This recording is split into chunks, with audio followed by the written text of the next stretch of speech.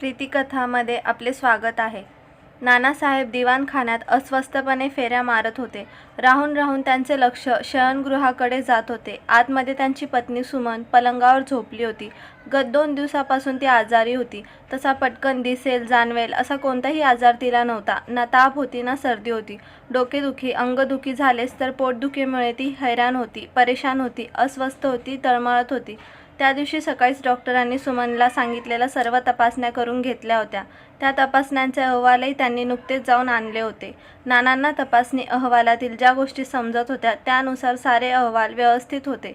सुमनला काहीही आजार नसल्याचे दर्शवत होते. परंतु त्या क्षणी सुमन आत तळमळत होती. न राहून नानासाहेब आत गेले. त्यांची चाहूल लागताच सुमन थोडी जास्तच विहळू लागली. काय झाले, त्रास वाढला का, नानांनी विचारले. तर मग मी काय उगाच तडफडत आहे का? सहन होत नाही म्हणूनच खणते आहे ना. उगाच झोपून राहायला का मी वेडी आहे? कधीतरी विनाकारण झोपून राहते का? अगं तसं नाही ग. कालच आपण डॉक्टरांकडे जाऊन आलो. आज तपासण्याही झाल्या. अहवालही चांगले आहेत.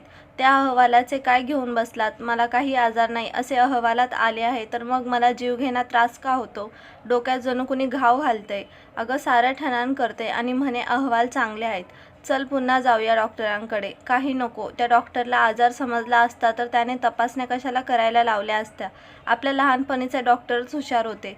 नाडीला काही क्षण हात लावायचे आणि दुसऱ्या क्षणी आजाराचे निदान करायचे. आताचे डॉक्टर तर हे तपासा, ते तपासा, याचा फोटो काढा, त्याचा फोटो काढा, MRI करा, स्कॅन करा, पैसे उकळायचे धंदे सारे. अगं डॉक्टर राजे, तुझे वर्गमित्र आहेत ते कशाला गरज नसताना एकेकाळी वर्गमित्र होता. आज नाही ना. आता तो डॉक्टर आणि मी रोगी आहे. बघितलं ना कसा आलिशान दवाखाना बांधला आहे. सुमन बोलत असताना नानांच्या भ्रमणध्वनीवर फोन आला. त्यावरील नाव बघताच नाना सुमनकडे बघत म्हणाले, बघ डॉक्टर राजनचाच फोन आहे. खडसावून विचारलं त्याला. तुझ्याकडून इलाज होत नसेल तर स्पष्ट सांग म्हणावे. इथे डॉक्टरांची काही कमी नाही. मीच सांगते नाही तर. नको नको मी बोलतो असे म्हणत नाना पुन्हा दिवाखान्यात आले. फोन उचलत म्हणाले, हॅलो डॉक्टर, काय म्हणता? काय म्हणते आमची मैत्रीण? काही फरक पडला की नाही? नाही हो, काहीच फरक नाही. अच्छा, तर मग नानासाहेब, मी काल सांगितले तेच करायला हवे. डॉक्टर, काल सायंकाळी तुमच्या दवाखान्यात बाहेर पडल्यापासून मी तेच केलंय. म्हणजे असे बघा, तुमच्या दवाखान्याच्या बाहेर एका फुलांची हातगाडी आहे. हो, खरे आहे हे. अनेक स्त्री पेशंटच्या नवऱ्यांना मी एक सल्ला देतो की आजार कुठलाही असो, पेशंटची परिस्थिती कशीही असो, घरी जाताना बायकोला एक गजरा घेऊन जा. पुढच्या चौकात ती गजऱ्याची गाडी असायची. पण मी प्रत्येक स्त्री पेशंटला गजरा. डॉक्टर, तुम्ही गोळ्यांसोबत प्रिस्क्रिप्शनवर गजरा असे तर लिहून देत नाही ना? वाह, मजेशीर आहे. आजपासून प्रिस्क्रिप्शनवर गोळ्यांसोबत दररोज एक स्वच्छ ताज्या ताज्या फुलांचा गजरा बायकोच्या केसात न चुकता मारणे असे लिहून देतो. तर त्या चौकातला तो गजरेवाला काही दिवसात माझ्या दवाखान्यासमोर गाड्या लावू लागला आणि चक्क पेशंट बाहेर पडला की ओरडू लागला, बायकोच्या आजारावर एक उपाय घ्या, ताजा गजरा. हो, आम्ही काल सायंकाळी बाहेर पडलो त्यावेळी तो असेच म्हणत होता. मी पण तुम्ही सांगितल्याप्रमाणे एक टवटवीत फुलांचा आकर्षक गजरा घेतला. मी पैसे देत असताना तोच म्हणाला की साहेब, गजरा इथेच बाईसाहेबांच्या केसात माळा, ताईंना खूप आनंद होईल. तो सांगत असताना मी सुमनकडे पाहिले तेव्हा ती चक्क लाजली असेल. एक मनमोहक लालसर छटा तिच्या चेहऱ्यावर पसरली असेल. अगदी बरोबर. पण डॉक्टर, तुम्हाला हे कसे समजले? नाही म्हणजे तुम्ही कॉलेजमध्ये असताना एकमेकांचे मित्र होता हे मला माहीत आहे. पण नानांनी काहीशी शंकेने विचारले. अहो तसे काही नाही. ज्या पुरुषांना मी हा गजरा उपाय सांगतो त्यापैकी बहुतेक पुरुष असेच सांगतात. एक शीघ्र कवी आहे. त्यांनी हा उपाय केल्यानंतर म्हणजे गजरा घेऊन तो बायकोच्या केसात माळल्यानंतर बायकोच्या चेहऱ्यावर पसरलेल्या विविध भावनांवर एक कविताच करून मला ऐकवली होती. त्या कवितेची मी एक पोस्टरच तयार करून दवाखान्यात लावले आहे. अरे हो, मीही काल पाहिले. सांगायचा मुद्दा असा की लाजणाऱ्या, शहरणाऱ्या, अंग आकसून घेणाऱ्या. थांबा थांबा नानासाहेब, तुम्ही सुद्धा कवी आहात की नाही? नाही हो डॉक्टर, मी कवी नाही. पण तुमचा गजरा प्रयोग जेवढा जबरा आहे ना की गजरा माळल्यानंतर आलेले भाव पाहून कुणीही कवी होईल. गजरा माळला. नंतर आम्ही घरी निघालो. तुम्ही सांगितलेली बाग दिसली आणि मी आनंदाने माझी स्कूटी तिकडे वळवली. स्कूटी बागेसमोर थांबताच खाली उतरणाऱ्या सुमनच्या चेहऱ्यावर आश्चर्याचे, आनंदी आणि लज्जेचे भाव पाहून मी खुश झालो. नंतर तासभर आम्ही त्या बागेत मनसोक्त हिंडत होतो. त्यावेळी 40शीतली एक सुमन एकदम अल्लड झाली होती. तिच्याकडे पाहून ती आजारी आहे, आम्ही आत्ताच दवाखान्यातून आलो हे कुणाला सांगितले असेल तर खरे वाटले नसते. That's it. मला हेच हवे असते. प्रत्येक स्त्री पेशंटच्या नवऱ्यांना मी हेच सांगतो, बायकोला बागेत न्या. आता प्रिस्क्रिप्शनवर लिहिणार आठवड्यातून एकदा बायकोला बागेत फिरायला न्या असे लिहावे. सांगावे लागेल. सायंकाळचे 6 वाजत होते. अंधार पडला होता. बस बस नाना, पुढे काही सांगू नका. डॉक्टर, ऐकून तर घ्या. वाटलं चला बायकोचा मूड चांगला आहे तर सिनेमाला जाऊया. वा नाना, हे माझ्या आजवर लक्षातच आले नाही हो. चला, प्रिस्क्रिप्शनसाठी एक उपाय वाढला. सिनेमा बघितला. पुन्हा तरुण झाल्याप्रमाणे ताजेतवान झालो. बाहेर आलो. तुमचा इलाज लक्षात होता. आजारी बायकोला हॉटेलमध्ये जेवायला न्यावे. एका चांगल्या हॉटेलमध्ये गेलो. सुमनच्या आवडीचे जेवण बोलावले. डॉक्टर, तुम्हाला सांगतो, तुमच्या दवाखान्यातून बाहेर पडलो. घरी पोहोचायला आम्हाला रात्रीचे 10 वाजले. तब्बल 6 तासात एक क्षणही सुमन आजारी आहे असे मला जाणवले नाही. किंवा कोणी परिचित भेटला असता आणि त्याला सुमन आजारी आहे असे सांगितले असते तर त्याला खरे वाटले नसते. ग्रेट, खूप छान. औषधापेक्षाही गुणकारी काही उपाय असतात. आपण नेमके तेच विसरतो आणि औषधांचा भडीमार करतो.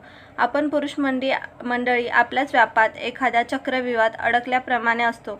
एक विशिष्ट वयापर्यंत बायकांना काही गोष्ट आणि पतीची जवळीक हवी असते.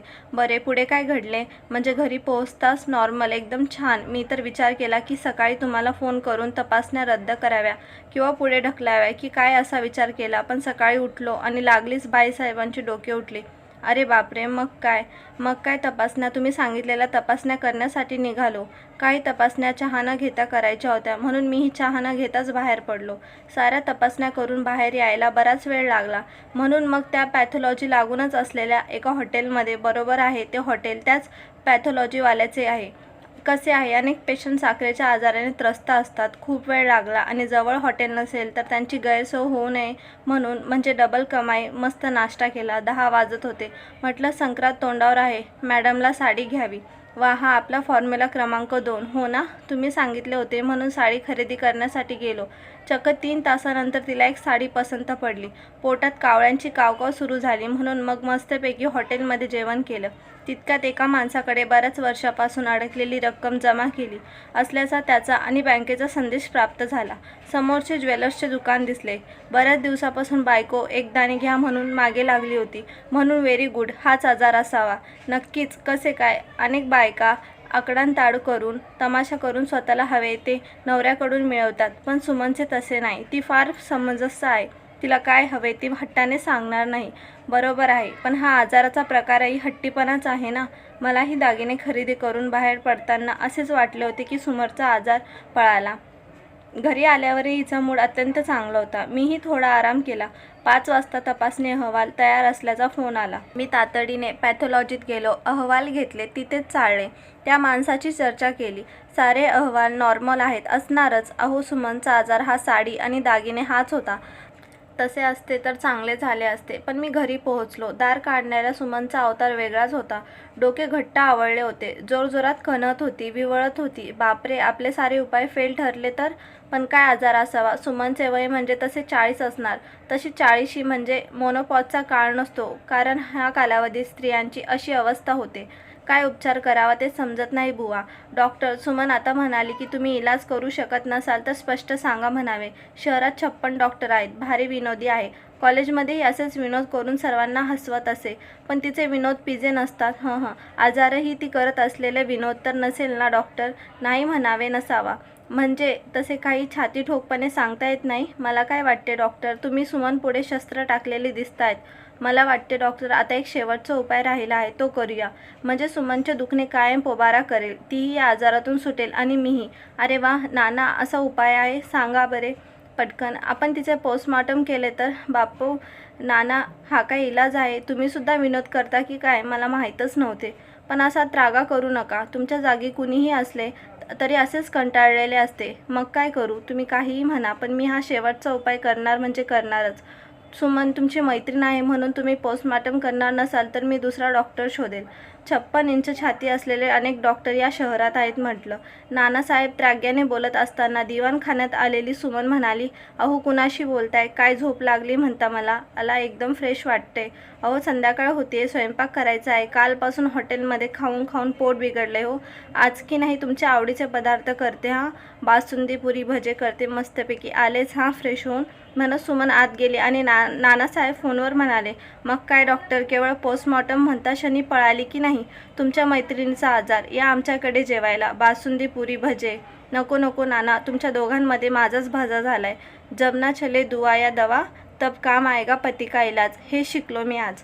नाना पत्नीची नस नाडी केवळ पतीच ओळखू शकतो हेच खरे. धन्य आहात तुम्ही. असाही एक इलाजाचा प्रकार असू शकतो हे तुम्ही दाखवून दिले, म्हणत डॉक्टरांनी फोन बंद केला आणि नानासाहेब आत निघाले आवडत्या भोजनावर ताव मारायला. कथा आवडली असेल तर व्हिडिओला लाईक करा आणि चॅनलवर नवीन असाल तर सबस्क्राईब करा आणि बेल आयकॉन ऑन करा. व्हिडिओ संपूर्ण बघितल्याबद्दल धन्यवाद.